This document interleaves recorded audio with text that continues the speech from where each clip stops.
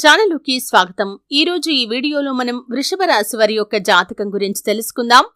వీరి యొక్క జీవితానికి సంబంధించినటువంటి ముఖ్యమైన అంశాలు ఏంటి, అలాగే 2025వ సంవత్సరం ఫిబ్రవరి 19వ తేదీ బుధవారం యొక్క దినఫలాలు వృషభ రాశి వారికి ఏ విధంగా ఉంటాయి. ఈ రోజు దినఫలాల ప్రకారం 4 సంఘటనలు జరుగుతాయి. అలాగే జాగ్రత్తగా ఉండాల్సిన పరిస్థితులు కూడా కనిపిస్తున్నాయి.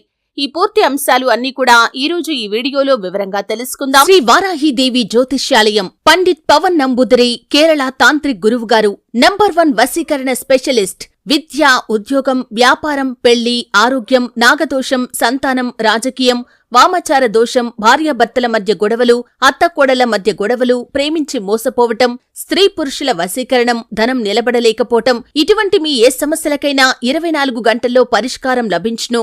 సంప్రదించాల్సిన ఫోన్ నంబర్ 9043637512.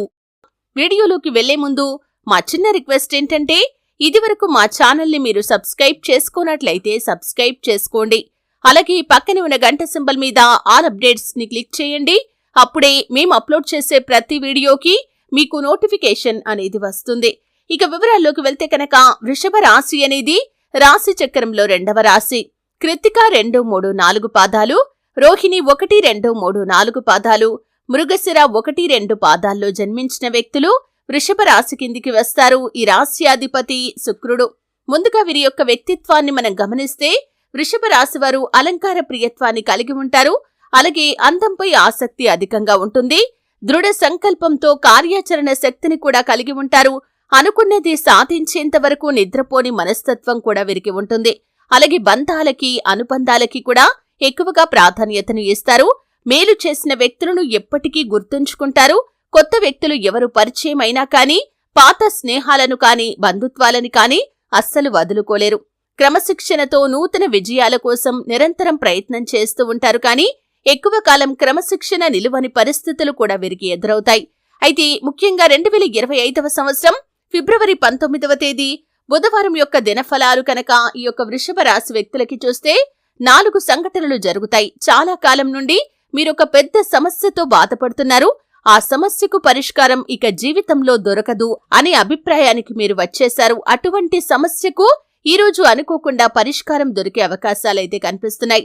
అలాగే వృషభ రాశి వ్యక్తులు ఎవరైతే ఉద్యోగార్థులు ఉన్నారో, చాలా కాలం నుండి మీరు ప్రయత్నం చేస్తున్నారు. కానీ ఇదివరకు ఎన్నిసార్లు మీకు అవకాశం వచ్చినా కానీ ఆ అవకాశం 100% మీకు సాటిస్ఫాక్షన్ ని అందించలేదు.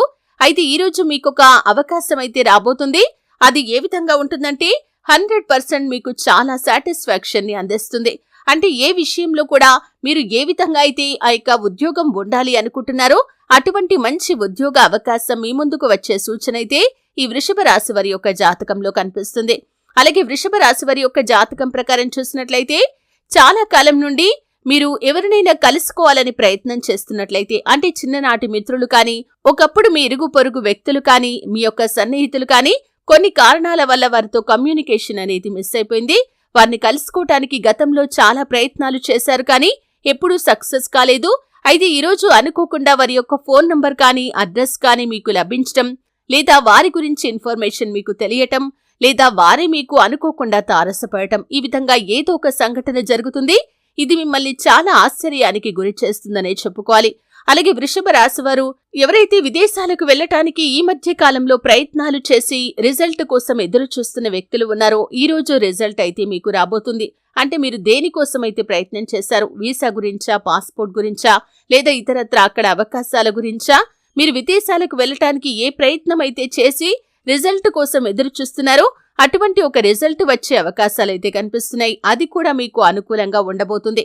ఈ విధంగా 4 సంఘటనలు జరుగుతాయి. చాలా అనుకూలంగా ఉన్నాయి. కానీ నూతన వ్యక్తితో పరిచయం మాత్రం మీకు ఇబ్బందులను కలిగించే అవకాశాలు ఉన్నాయి. అంటే అపరిచిత వ్యక్తుల వల్ల మోసపోయే ప్రమాదం కూడా కనిపిస్తుంది. కాబట్టి ఈ అంశంలో మాత్రం తగిన జాగ్రత్త ఖచ్చితంగా తీసుకోవాలి. దూర ప్రయాణాలు చేసేవారు, ముఖ్యంగా ప్రభుత్వ వాహనాల్లో ప్రయాణం చేసేవారు ఈ విషయంలో తగిన జాగ్రత్త ఖచ్చితంగా తీసుకోవాలి.